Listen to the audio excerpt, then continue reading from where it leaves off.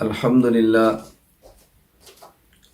للہ وحدہ لا شریک لہ والصلاة والسلام علی من لا نبی بعد اما بعد فاعوذ باللہ من الشیطان الرجیم بسم اللہ الرحمن الرحیم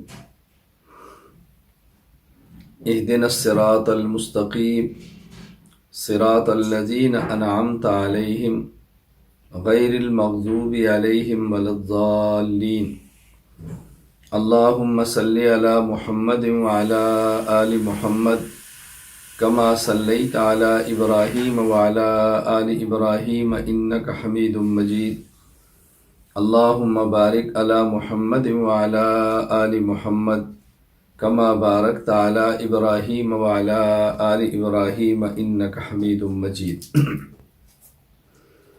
اللہ تعالیٰ نے قرآن کریم میں جہاں ہمیں اور دعائیں سکھائی ہیں تو سب سے پہلے سورۃ الفاتحہ میں یہ دعا سکھائی گئی ہے کہ تم اللہ تعالیٰ سے یہ دعا مانگو، اہدنا الصراط المستقیم، یا اللہ ہمیں صراط مستقیم پر چلا دے۔ اب صراط مستقیم کی علامات جو قرآن کریم نے بیان کی ہیں، صراط الذین انعمت علیہم غیر المغضوب علیہم ولا الضالین، جن پر اللہ کا انعام ہے، انبیاء علیہم السلام، صحابہ کرام رضی اللہ عنہم اجمعین، شہداء اور صالحین علیہم الرحمہ، ان کا نقش قدم یہ صراط مستقیم کی علامت ہے۔ یہاں دو باتیں اچھی طرح سمجھ لیں۔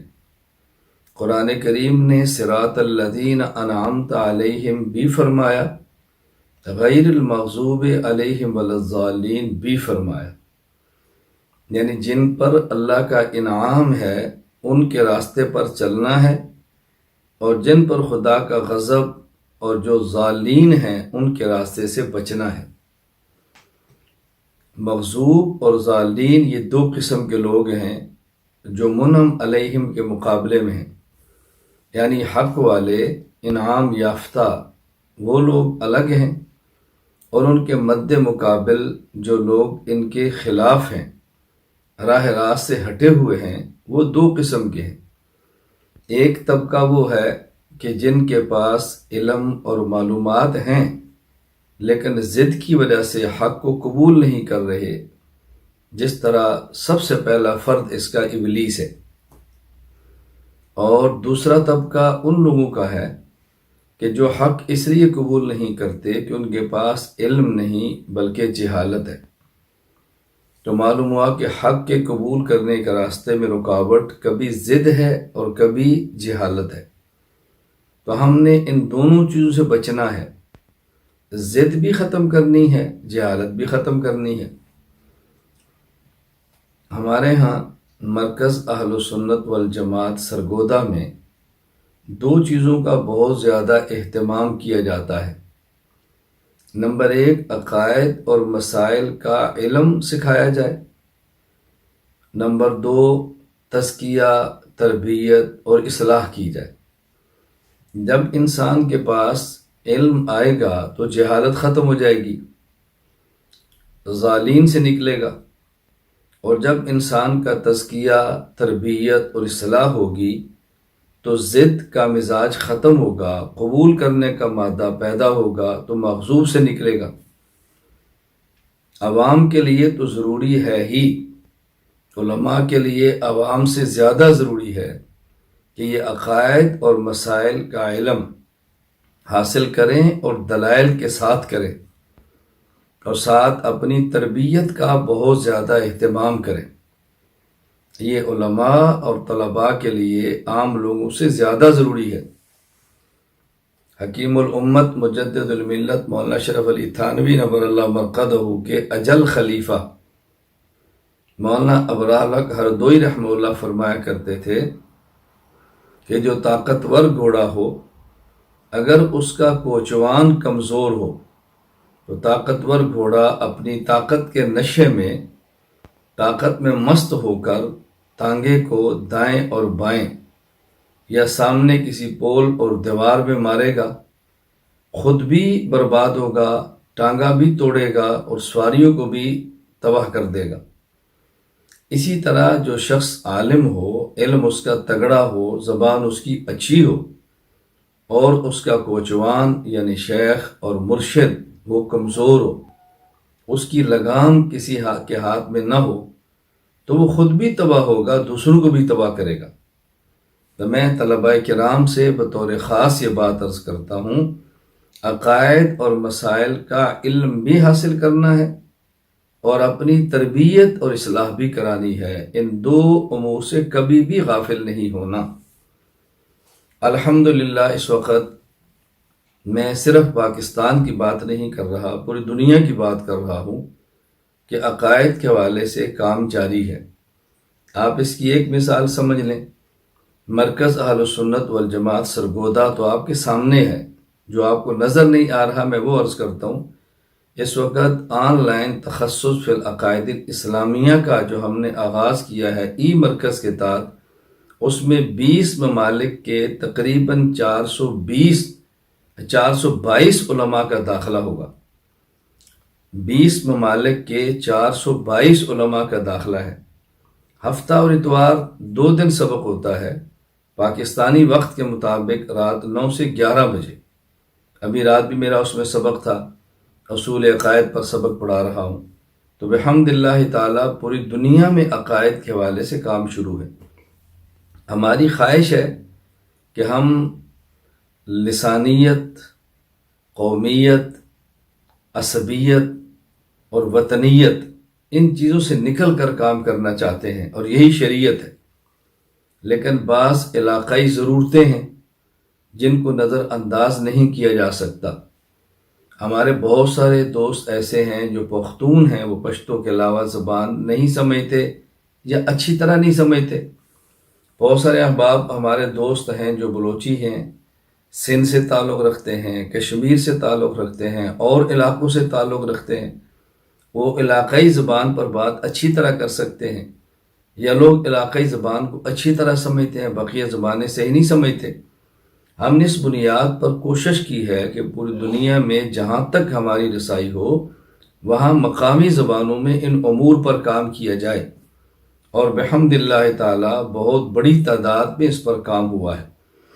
ہماری بعض کتب کا ترجمہ پشتو میں، فارسی میں، سندھی میں، انگریزی میں اور ہندوستان کی کئی ایک زبانیں، تیلگو میں، گجراتی میں، بعض کا بنگلہ دیش میں، بعض کا فرانس میں، فرینچ میں، کئی ایک زبانوں پہ کام شروع ہے۔ کام کی آواز لگانا اور اخلاص کے ساتھ خود کو اس میں کھپانا یہ ہمارے ذمے ہے، اور اس آواز کو پورے عالم میں پہنچانا یہ ہمارے اللہ پاک کے ذمے ہے۔ ہمارے ذمے ہے ہم اپنا کام کریں، اللہ تعالیٰ اپنا کام بندے کی فکر اور سوچ سے بڑھ کے کرتے ہیں، اللہ تعالیٰ بندے کو نواز دیتے ہیں۔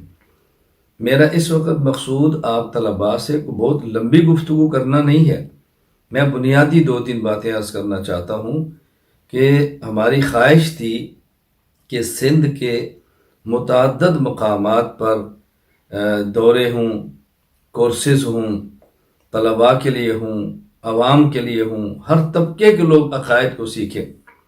الحمدللہ آپ حضرات نے محنت فرمائی ہے، مولانا محمد احمد حنفی نے کام کیا ہے، آپ نے ان کا تعاون کیا ہے، ان کے ساتھ بھرپور جڑے ہیں۔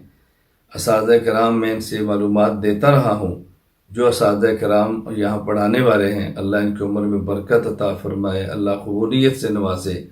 طلباء بڑی رغبت اور شوق کے ساتھ آئے ہیں، گرمی کے موسم کے اندر آئے ہیں۔ یہ باضابطہ ہمارا سندھ کے اندرونی علاقوں کا باضابطہ پہلا دورہ ہے۔ انشاءاللہ مجھے اللہ کی ذات سے امید ہے، یقین کی حد تک امید ہے، قیامت تک جتنے دورے ہوں گے سندھ میں عقائد کے والے سے، اس کا اجر اللہ رب العزت آپ کو ضرور عطا فرمائیں گے۔ رسول اکرم صلی اللہ علیہ وسلم کا ارشاد ہے، من سن سنتا حسنتا فلہ اجرہا و اجر من عمل علیہا، کہ جو شخص بھی نیک کام کا آغاز کرتا ہے اللہ تعالیٰ اس نیک کام کا اجر اس کو بھی دیتے ہیں، اور اس پر عمل کرنے والے اس پر چلنے والے سارے افراد کا اجر اللہ اس کو عطا فرماتے ہیں۔ تو ہم نے ان چیزوں کا اہتمام کرنا ہے، اہل حق کے ساتھ رہنا ہے اور اہل باطل سے بچنا ہے۔ قرآن کریم پر غور فرمائیں گے تو قرآن کہتا ہے ما آتاکم الرسول فخذوہ وما نہاکم عنہ فانتہوا۔ تم نے اوامر کو لینا ہے، نواہی سے بچنا ہے، مامورات کو لینا ہے، منہیات سے بچنا ہے۔ مامورات کا نام خیر ہے، منہیات کا نام شر ہے۔ فَمَن يَعْمَلْ مِثْقَالَ ذَرَّةٍ خَيْرًا يَرَهُ وَمَن يَعْمَلْ مِثْقَالَ ذَرَّةٍ شَرًّا يَرَهُ۔ معمولی سے معمولی خیر کا اجر ملے گا، معمولی سے معمولی شر پہ زجر ہے، تو اجر کو لیں اور زجر سے بچیں۔ ان چیزوں کا ہم نے خیال کرنا ہے۔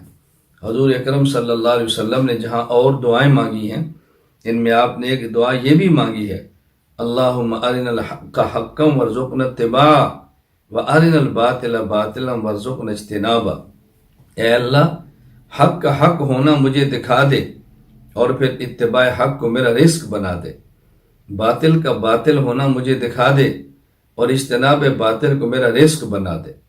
جب کوئی چیز اللہ کسی کا رزق بنا دیتے ہیں تو دوسری حدیث پاک میں ہے ان نفسا لن تموت حتی تستکمل رزقہا، کہ جب تک انسان اپنے مقدر والے رزق کو حاصل نہیں کرتا تب تک اس کی موت نہیں آتی۔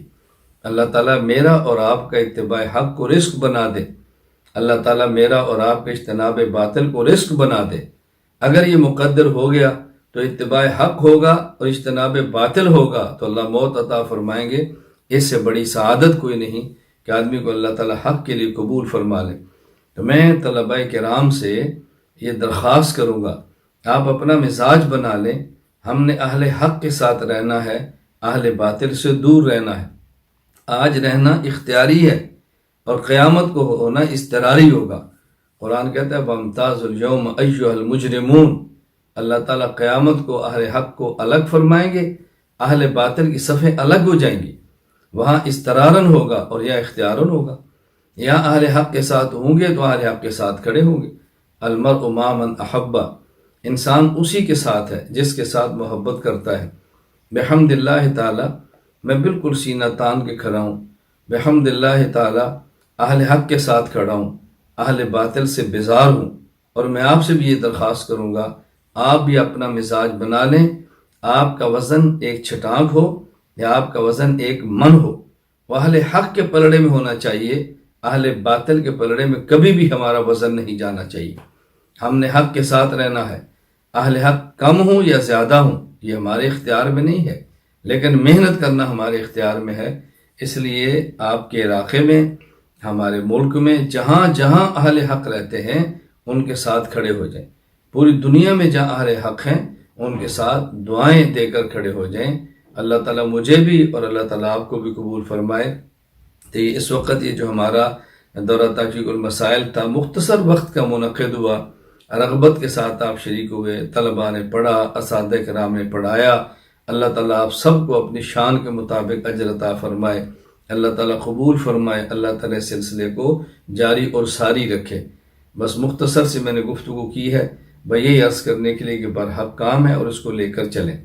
اور اس بارے میں میری گزارش ذہن نشین فرما لیں، کام حق ہو، اللہ کے لیے ہو اور مسلسل ہو۔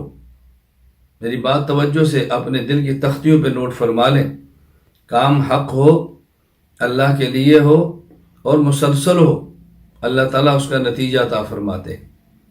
کام حق ہو، اللہ کے لیے ہو اور مسلسل ہو، اللہ تعالیٰ اس پر نتیجہ عطا فرماتے۔ ہم نے حق کو اختیار کرنا ہے، اللہ کے لیے اختیار کرنا ہے اور مسلسل کرنا ہے۔ حالات کبھی موافق کبھی مخالف، کبھی ہمارے پاس صحت کبھی بیماری، کبھی دولت کبھی غربت، کبھی موافقت کبھی مخالفت، کبھی گرمی اور کبھی سردی، ہر حالت میں اپنے کام کو جاری رکھنا ہے۔ اللہ تعالیٰ نتائج عطا فرماتے ہیں۔ اس راستے میں مشکلات آتی ہیں، دنیا عارضی ہے، دنیا کی مشکلات بھی عارضی ہیں، دنیا عارضی ہے، دنیا کی راحت بھی عارضی ہے۔ اس خوشی اور راحت اور غم کی راحت کو چھوڑ دیں، بس آخرت کو سامنے رکھیں گے تو انشاءاللہ پھر مشقت میں بھی کام کرنے کا مزہ آئے گا۔ تکلیف میں بھی راحت محسوس ہوگی جب آخرت مقصود ہوگی اور آخرت سامنے ہوگی۔ اللہ تعالیٰ ہم سب کو قبول فرما لے۔ اللہ تعالیٰ آپ سے بھی راضی ہو جائے، اللہ آپ کی برکت سے مجھ سے بھی راضی ہو جائے، اللہ ہم سب کو قبول فرما لے، دعا فرما لے۔ الحمدللہ رب العالمین والصلاة والسلام علی رسولہ وعلی آلہ وصحابہ اجمعین۔ ربنا ظلمنا انفسنا وان لم تغفر لنا وترحمنا لنکونن من الخاسرین۔ ربنا آتنا فی الدنیا حسنۃ وفی الآخرۃ حسنۃ وقنا عذاب النار۔ ربنا لا تزغ قلوبنا بعد إذ هديتنا وهب لنا من لدنك رحمة إنك أنت الوهاب۔ ربنا هب لنا من أزواجنا وذرياتنا قرة أعين واجعلنا للمتقين إماما۔ رب اغفر وارحم وأنت خير الراحمين۔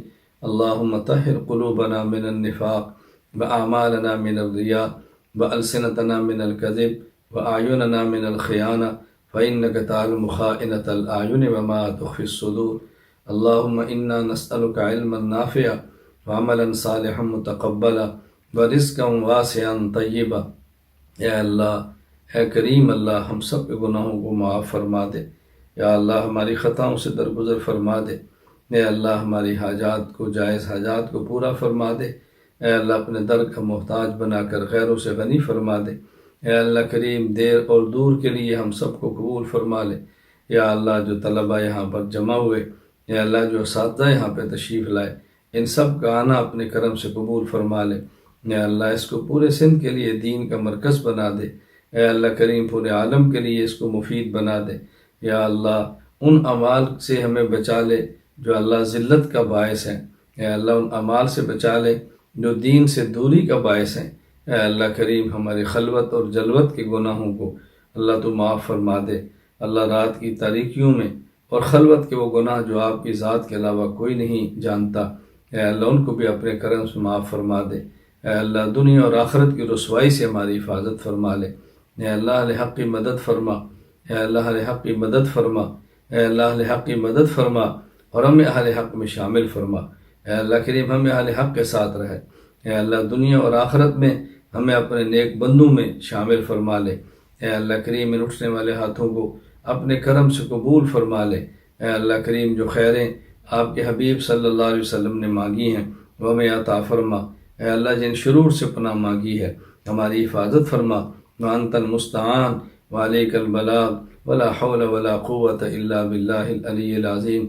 وصلی اللہ تعالی علی رسولہ خیر خلقہ محمد وعلی آلہ وصحابہ اجمعین۔